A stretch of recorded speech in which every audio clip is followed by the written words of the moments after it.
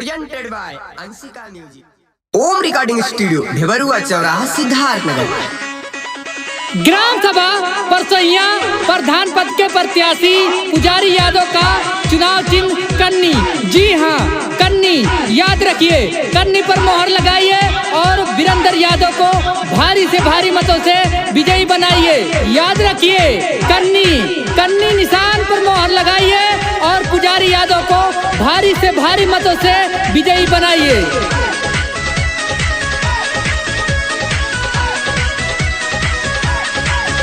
इस गांव की जनता सारी कर ली पूरी तैयारी। इस गांव की जनता सारी कर ली पूरी तैयारी। डीजे रथ पर बैठाना हम सब की जिम्मेदारी। पुजारी यादव को गांव का मुखिया बनाना है। कन्नी पर जम के सबको लगाना है।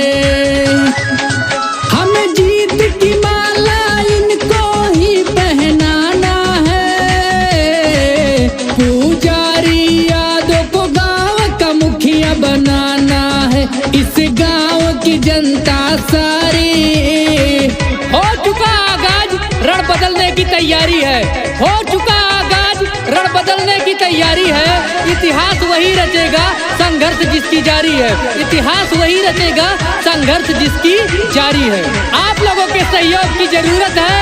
कन्नी पर मोहर लगाना है और पुजारी यादव को जिताना है। संग में इनके रहना है, हम सब ने ठाना है।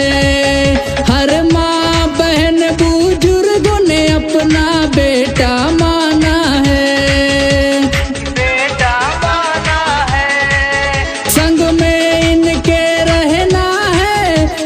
सबने ठाना है। हर माँ बहन बुजुर्गों ने अपना बेटा माना है। सब लोग इन्हीं के संग में है, रंगे इन्हीं के रंग में।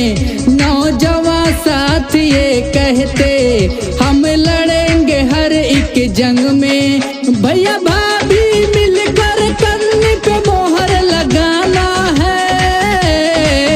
वीरेंद्र यादव को भारी मत से जिताना है। इस गांव की जनता सारी हर जोर जुल्म के टक्कर में संघर्ष हमारा नारा है। हर जोर जुल्म के टक्कर में संघर्ष हमारा नारा है। हर गरीब को न्याय मिले, बस यही संकल्प हमारा है। जीत के पुजारी यादव जी न आराम करेंगे।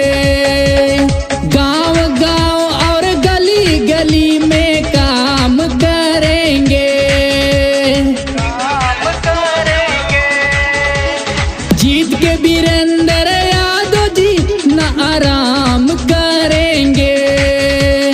गांव गांव और गली गली में काम करेंगे। सबको है साथ निभाना, भारी मत से है जिताना। कर लो मिलकर तैयारी, नहीं चलेगा कोई बहाना। कन्नी पर जमकर अब की मोहर लगाना है। पुजारी भैया को अब की विजयी बनाना है। इस गांव की जनता सारी